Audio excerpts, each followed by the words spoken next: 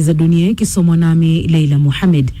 Rais wa Marekani Donald Trump ameonya kwamba yuko tayari kuanzisha tena hatua za kijeshi dhidi ya Iran ikiwa haitazingatia wajibu wake chini ya makubaliano.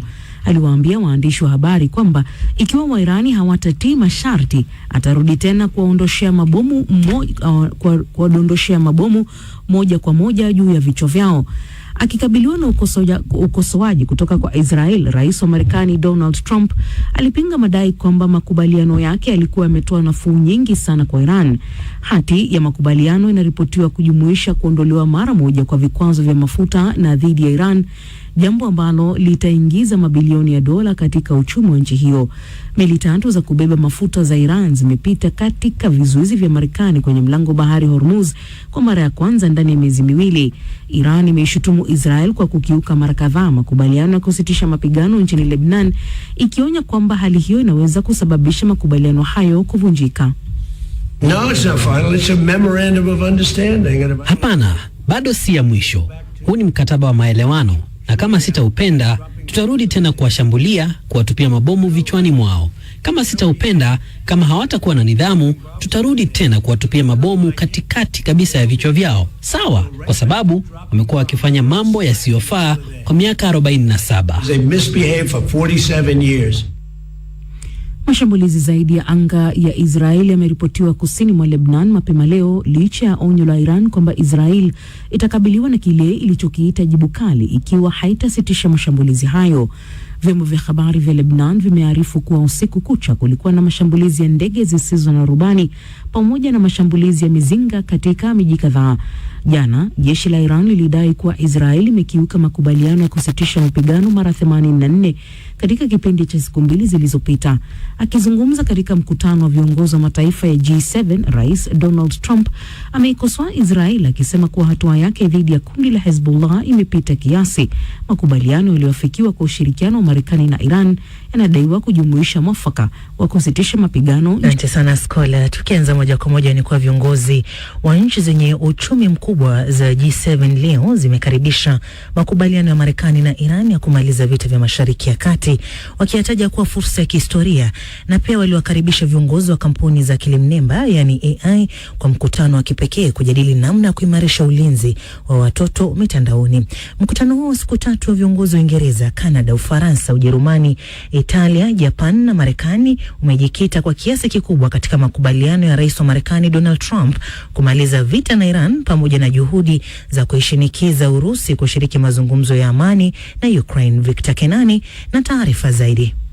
Ufaransa, ambayo rais wake Emmanuel Macron ndiye mwenyeji wa mkutano wa G7, ilichapisha taarifa ya pamoja usiku iliyosema kuwa viongozi wote walikubaliana kuhusu masuala muhimu ya kisiasa ya kimataifa. Kansela wa Ujerumani Friedrich Merz alisema hii ilikuwa taarifa ya kwanza ya pamoja kukubaliwa katika kipindi cha pili cha uongozi wa Trump. Waziri Mkuu wa Canada Mark Carney akizungumza kabla ya siku ya 3 ya mkutano kuanza, alisema makubaliano yanayopendekezwa yanaweza kubadilisha kabisa hali ya mambo. Mbali na kuongeza usambazaji wa vifaa vya ulinzi wa anga kwa Ukraine katika mwaka wa 4 wa vita vilivyoanzishwa na Urusi, viongozi hao walikubaliana kuongeza shinikizo kwa uchumi wa vita wa Urusi kwa kuimarisha vikwazo, ikiwemo dhidi ya mapato ya mafuta na gesi ya Moscow. Viongozi wa G7 pia walikubaliana kutoa leseni kwa kampuni za Ukraine kuzalisha makombora ya masafa marefu na mifumo ya ulinzi wa anga, kwa mujibu wa chanzo cha kidiplomasia. Katika chakula cha mchana siku ya Jumatano, masuala ya kidijitali yalichukua nafasi kubwa, huku baadhi ya wanachama wa G7 kutoka Ulaya wakitaka hatua zaidi za usalama kwa ajili ya kulinda watoto katika dunia inayobadilika kwa kasi, hatua ambazo zimeikera Marekani. Sam Altman, mkuu wa kampuni kubwa ya akili mnemba OpenAI, Dario Amodei wa Anthropic, mwanzilishi wa maabara ya akili mnemba ya Google DeepMind, Demis Habbassis, na Arthur Mensch wa kampuni ya Ulaya ya Mistral AI, wote walihudhuria mkutano huo. Waziri Mkuu wa Uingereza Sir Keir Starmer alitangaza siku ya Jumatatu kwamba watoto walio chini ya umri wa miaka 16 watapigwa marufuku kutumia mitandao ya kijamii nchini humo, huku Ufaransa nayo ikifikiria hatua kama hiyo. Trump amekuwa kitovu cha mijadala katika kipindi chote cha mkutano huo uliofanyika katika mji wa Evian kando ya ziwa. Maafisa wa Ufaransa wataridhishwa na ukweli kwamba rais huyo wa Marekani ambaye mara nyingi hubadilika misimamo alihudhuria mkutano mzima na kusaini taarifa ya pamoja ya G7, tofauti na mkutano uliopita nchini Canada ambapo aliondoka mapema. Makubaliano ya kusitisha mapigano kati ya Marekani na Iran bado inasalia kuwa jambo kubwa, na Trump amesema makubaliano hayo si ya mwisho. No, it's not final. It's a memorandum of understanding. Hapana, bado si ya mwisho. Huu ni mkataba wa maelewano, na kama sitaupenda, tutarudi tena kuwashambulia, kuwatupia mabomu vichwani mwao. Kama sitaupenda, kama hawatakuwa na nidhamu, tutarudi tena kuwatupia mabomu katikati kabisa ya vichwa vyao. Sawa, kwa sababu wamekuwa wakifanya mambo yasiyofaa kwa miaka 47. Okay, because they misbehaved for 47 years. Moja ya masuala makubwa yanayozua mvutano kati ya makubaliano ya Marekani na Iran ni mzozo kati ya Israel na Lebanon. Bado haijafahamika wazi ikiwa Lebanon imejumuishwa katika makubaliano hayo, lakini vikosi vya Israel vilifanya mashambulizi mapya kusini mwa Lebanon mapema leo, kwa mujibu wa vyombo vya habari vya serikali ya Lebanon. Jeshi la Israel bado halijatoa maoni kuhusu taarifa hizo, lakini hapo awali limesema lilikuwa likilenga kundi la Hezbollah linaloungwa mkono na Iran. Rais wa Lebanon, Joseph Aoun, amesema mazungumzo ya nchi yake na Israel ni huru na hayahusiani na makubaliano ya Marekani na Iran, lakini ameikaribisha nchi yoyote itakayoisaidia ikiwemo Iran. Donald Trump ameitaka Israel kuwa na uwajibikaji zaidi nchini Lebanon, lakini pia ameutaja mzozo huo kama vita vidogo ambavyo haviathiri makubaliano ya Marekani na Iran. Wakati huo, taarifa ya pamoja ya viongozi wa G7 iliyochapishwa leo imesema inaunga mkono usitishaji mapigano wa haraka na thabiti nchini Lebanon, pamoja na juhudi za Beirut za kufanikisha kuvuliwa silaha kwa Hezbollah. Victor Kenani, Dira ya Dunia, BBC. Naam, asante Kenani. Tunasalia hapo hapo na swali la kujiuliza, mkutano huu wa mataifa yenye nguvu kiuchumi yani G7 umekuwa wa aina gani kwa sasa na maazimio yake yatatekelezwa? Awali nimezungumza na mchambuzi wa masuala ya diplomasia na Songo Muliro. Ningesema kwamba huo mkutano uliashiria zaidi swala la Middle East, swala la Iran, Amerika na Israel ambalo linaathiri mataifa mengi zaidi katika hali ya kiuchumi. Huo mkutano ulikuwa ni pahali ambapo walisema kwamba wanaangalia hali ambapo maendeleo yanaenda ambayo haiko sawia, inequality in development, na kwa hivyo ulikuwa mkutano ambao una uwazi kujadili kwamba kwa nini mataifa fulani yanaendelea zaidi na mataifa mengine haendelei. Hapo wale viongozi hawa wa G7 wametoa wito wa kufikiwa kwa makubaliano madhubuti ambayo yatamaliza vita kati ya Marekani, Israeli dhidi ya Iran. Sasa unaona hili litatekelezeka kwa kiasi gani? Huu mkutano nadhani kwamba una ushawishi zaidi kuliko mikutano mingine ambavyo tunaweza tazamia, hata kama vile Umoja wa Mataifa.